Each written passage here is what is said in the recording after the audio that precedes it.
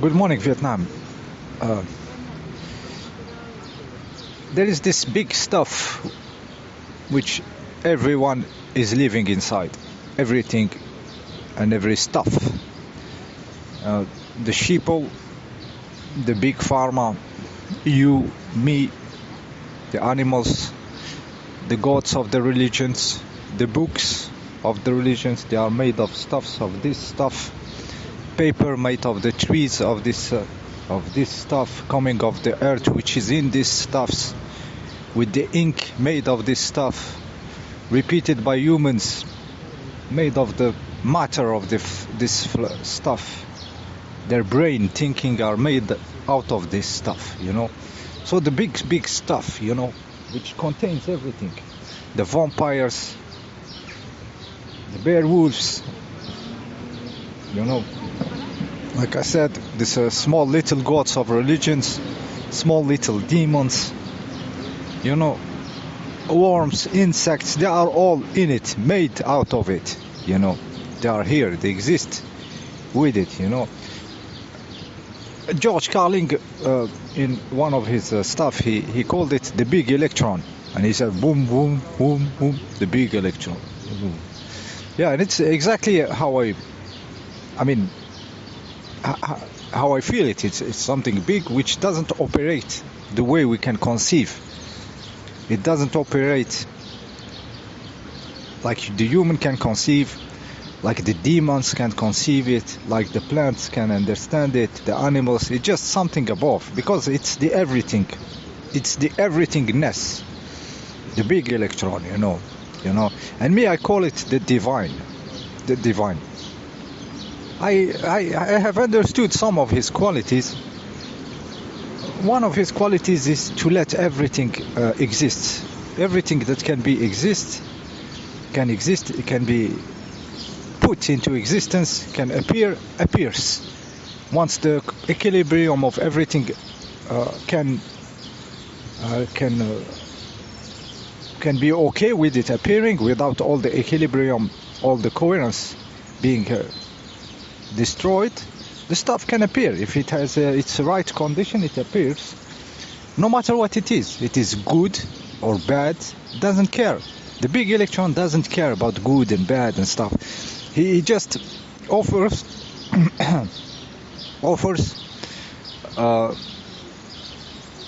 existence to anything that can exist. It can exist as long as it is in some sort of equilibrium.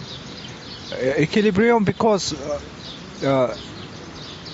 this big electron, this everythingness, is in front of the nothingness. So this electron has this big divine, has to let everything exist, no matter what, without judging, without stopping anything.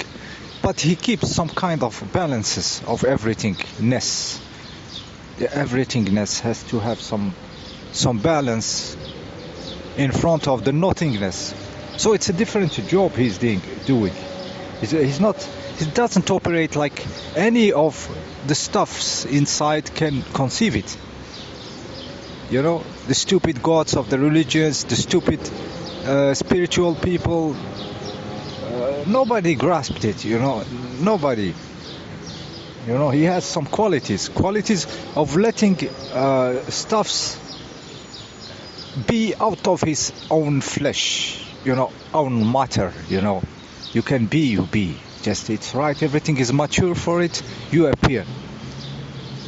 If it has the capability to appear, it will be showing itself.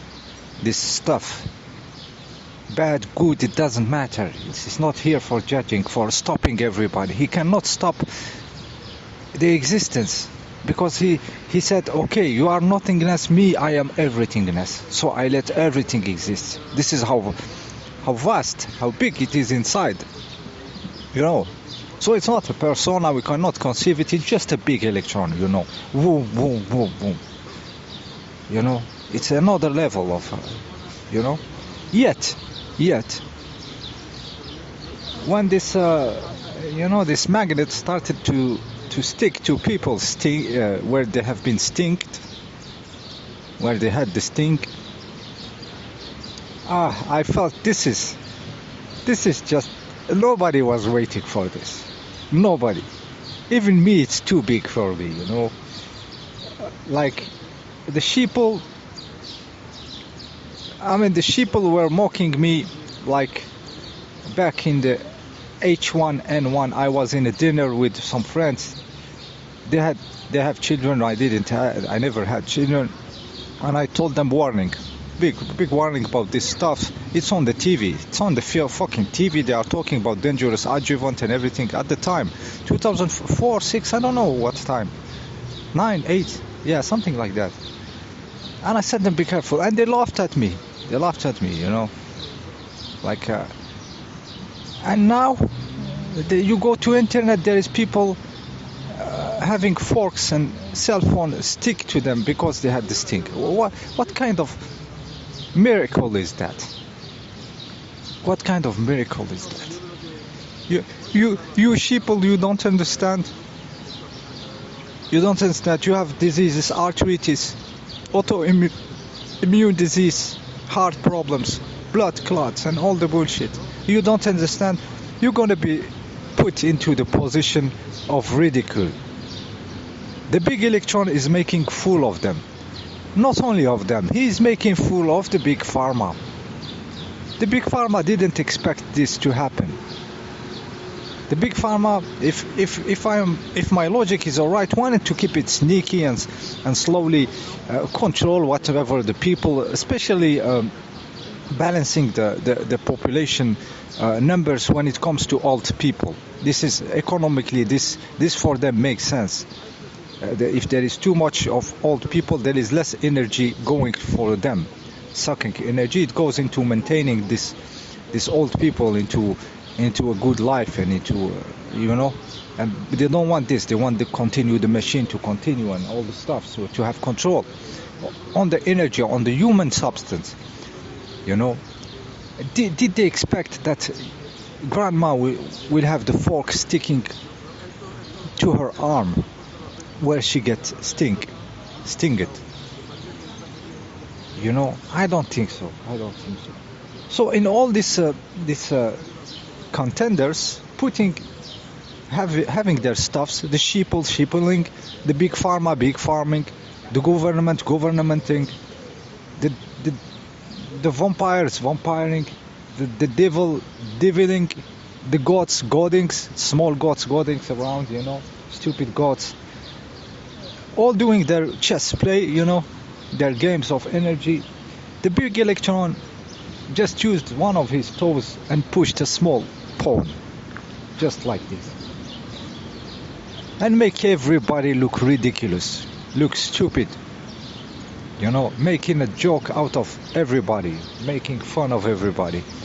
I think this is when you see something that funny, that big, this sense of humor, you can maybe detect the big electron moves, and it's moves of keeping balance, when it goes too far. He said, no, this is too far. He was just drunk, and with one of his toes, he just put an unexpected pawn. It's just images, because it's not a persona. It's the equilibrium of everythingness in front of nothingness. So there is always something which keep the existence. Keep everythingness in front of nothingness. So this is my thoughts about the big electron. Yeah. Also, I was thinking, maybe I let it for another video. Why those elites fake their death, But I was thinking about it in a very practical way, not like the faking their death is made for the sheeple to see, but it's made for their own self in a very practical way. I was thinking this very rich people, at certain moment they want to walk on the street with no problem, nobody recognize them, No woman fainting when she sees David Bowie walking and she faint or she pee on herself. Maybe he get enough of this. He has the money, he had his ego totally fulfilled, and now he wants some rest, you know. He wants to enjoy his money, you know. And he's getting old, you know. He want to keep also the image of David Bowie, not of an old guy, you know, keeping David Bowie. Like to sell his business, it's even better to have David Bowie as memory as it was, not as an old man, you know, going around. And David Bowie, whenever he moves, there is a paparazzi behind him looking to take photos out of him. Paparazzi, mamarazzi, and all the Razzi family following him everywhere.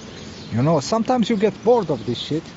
Once you finish your stuff, you get enough of being a legend or a star or something, and you want just to enjoy your money. So that's also offering themselves this peace. Money can buy everything, so they buy this piece of them by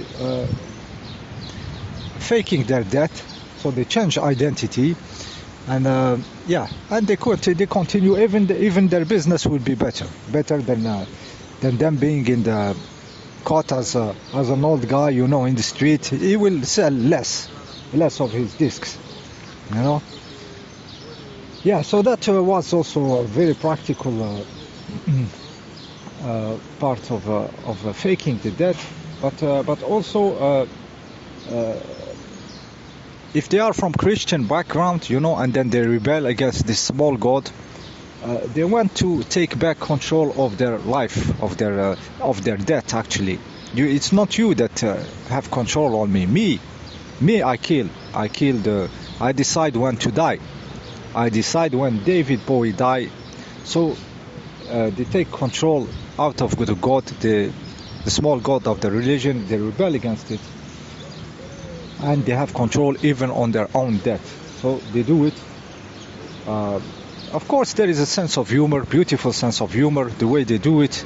If David Bowie was his own manager, you know, and went to the TV praising his own self, you know, you are never better served than your own self, you know. It's very funny, this interview. So they take back their destiny. They have control on everything. They don't let it to the false god. Somehow in their twisted or not, you know, it has it. Depending on your point of view, they say it's my death. I decide when to go, and they let the best version of them to the sheeple and continue being worshipped and having the energy and the money. I guess you can follow the money and find David Bowie back. So yeah, so it's a small version how to conceive immortality for themselves. So they buy their immortality, actually, it's as a legend. So I think many of them get to some level of money, and then they just decide to retire. Yes, somebody who has I don't know how many million of dollars, and he just want to enjoy his life, you know, not being recognized everywhere. It's the best way to do it and enjoy the rest of your life. This was a practical way for me to see it. Of course, there is a lot of occult stuffs and everything.